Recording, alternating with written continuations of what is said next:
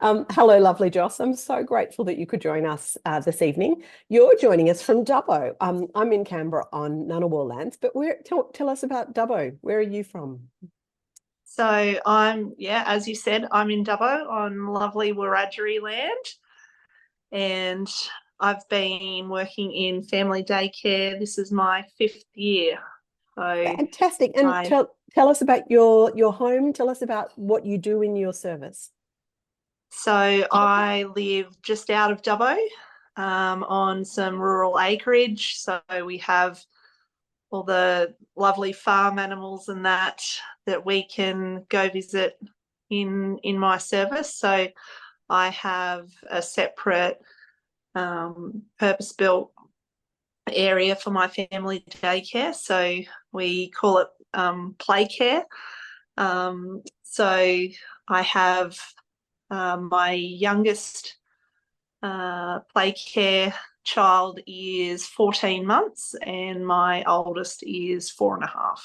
Oh, it's so So I special. just do the before school age. I've done all that where you do before and after school care and realize that this is my niche. Just doing the before school is more than enough.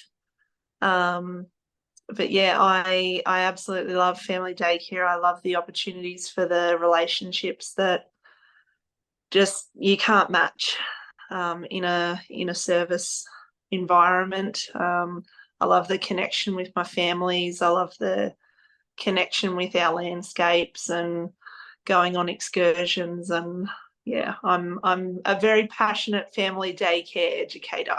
Well, that is a very wonderful thing, my friend. So tonight we're here to talk about tech. So let's start that conversation. Have you got any examples of how you've integrated technology that might have helped you with admin or perhaps with communicating with parents?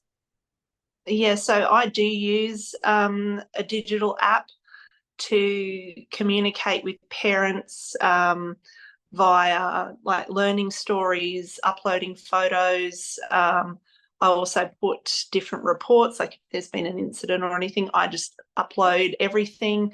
Um, and I think at the end of the day, every day I'll do just a quick photo story, how we played today, and just put the photos for the day, so that parents have the opportunity to sit down at the end of the day and look through what they've been doing, because it's always that question when your kid gets home and you ask, oh, what did you do today? Nothing. So it's just giving parents the opportunities for those moments of connection at the end of the day.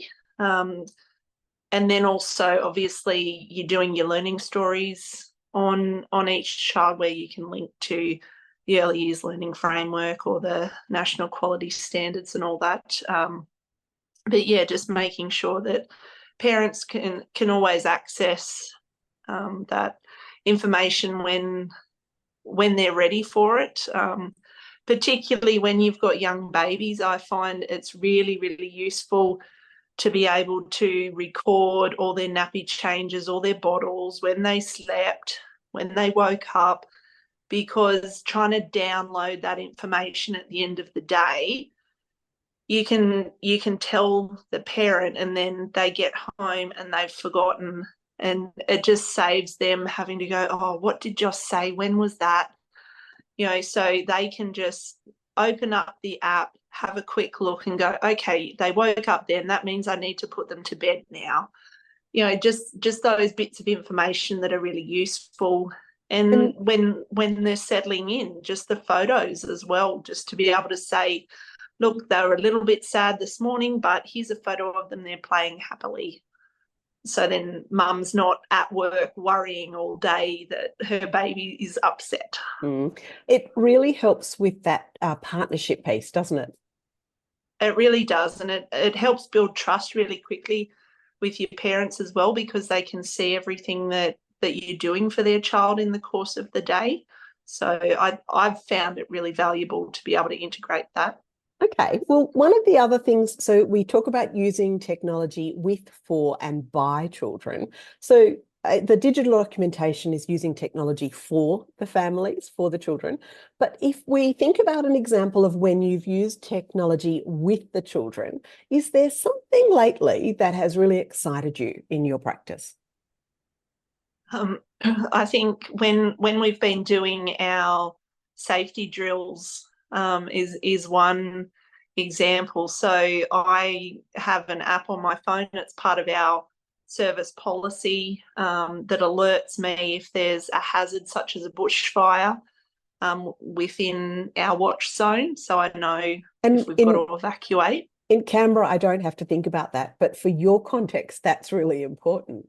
Yeah, that's it, because we're on a 50-acre property surrounded by bushland. So we don't want to be stuck here if there's a bushfire just down the road.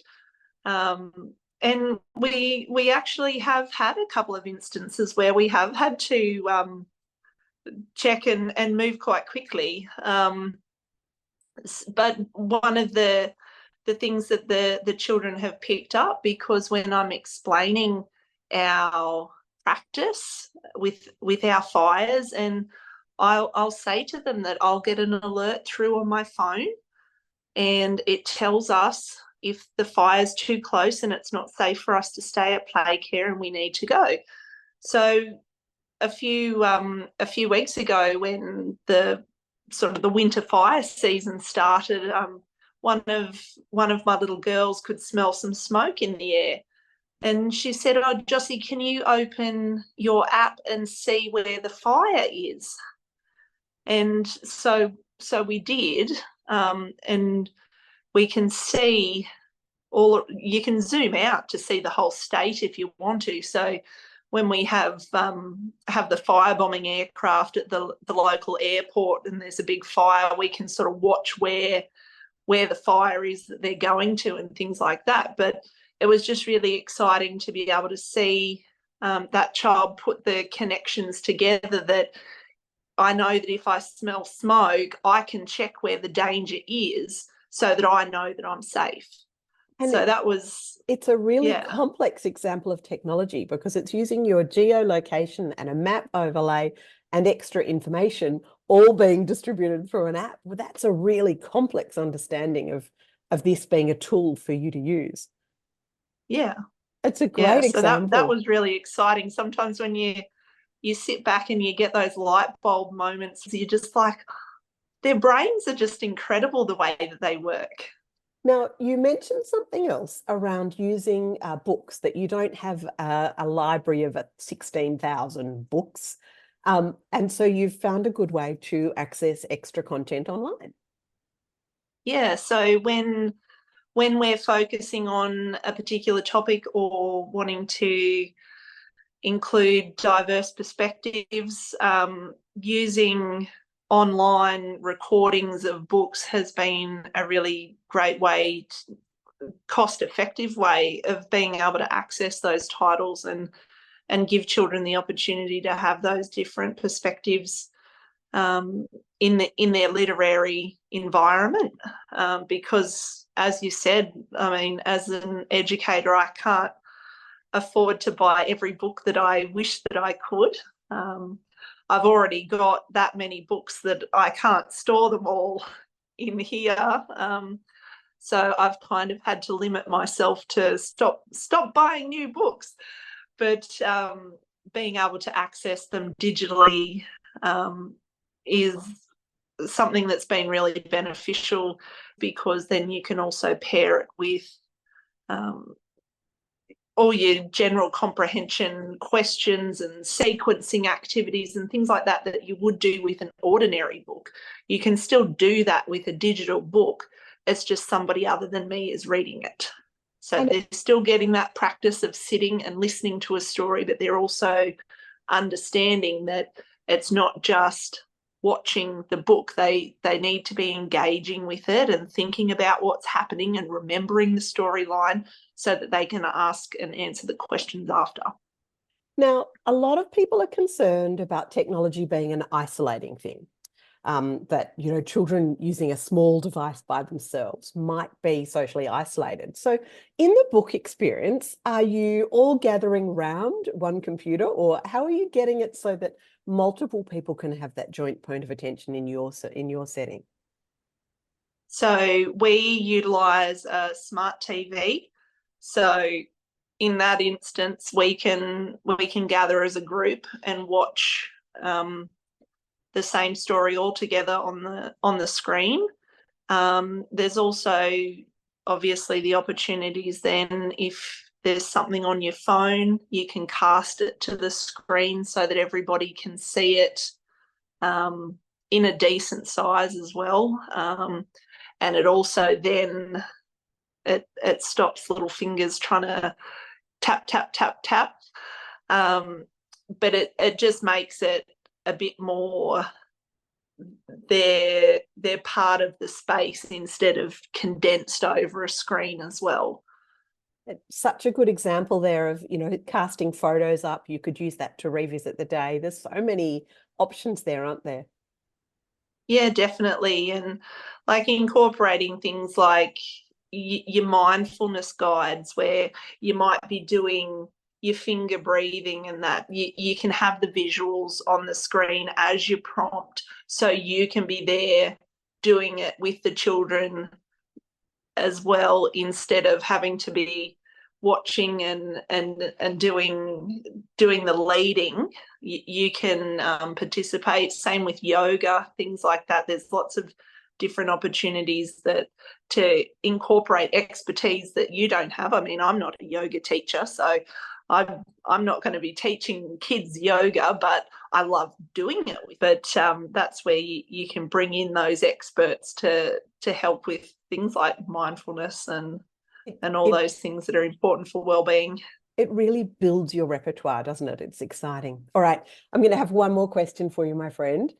Have you got any advice for educators who haven't really engaged in the tech space but are just dipping their toes in? Is there anything that they should do or anything they should avoid? Any advice?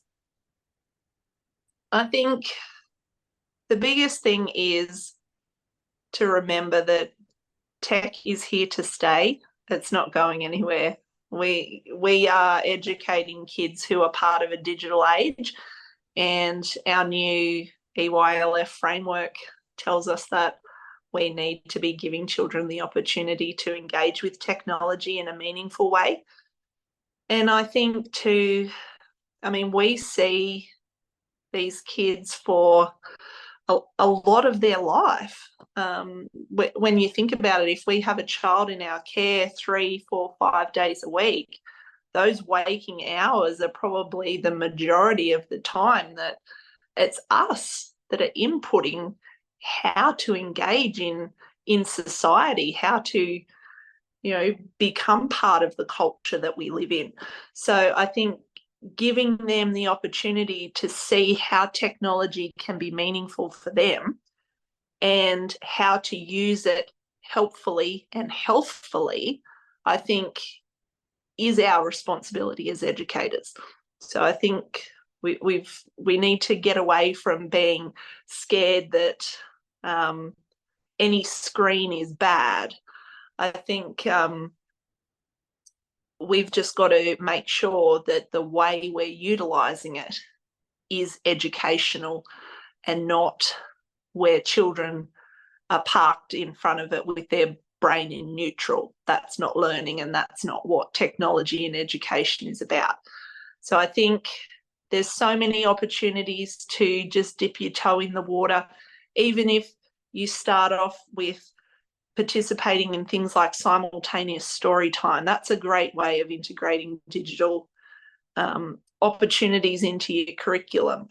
There's so many organisations that are offering different ways for educators to access resources and just dip their toes in the water. I think, it's not something that we need to be scared of. And I think if you're using it to better the learning experience of children, then parents see the value in it. I've never had a negative conversation about the use of screens because they know that there's a purpose to it. It's not a babysitting service, and I think that's the biggest thing is you've got to be able to think through it from a parent's perspective and go, what would I be expecting my child to get out of this experience? And we're not using technology to get 5 minutes peace. That's not what it's about. It's there to augment learning that is taking place already, but you're just ramping it up and giving the children that additional perspective of how technology can be integrated and enhance the experience that they're already having. Oh, Joss, you couldn't have said it more perfectly from my perspective. I'm really interested in that idea of being intentional with our tech use. So that was the most perfect summation.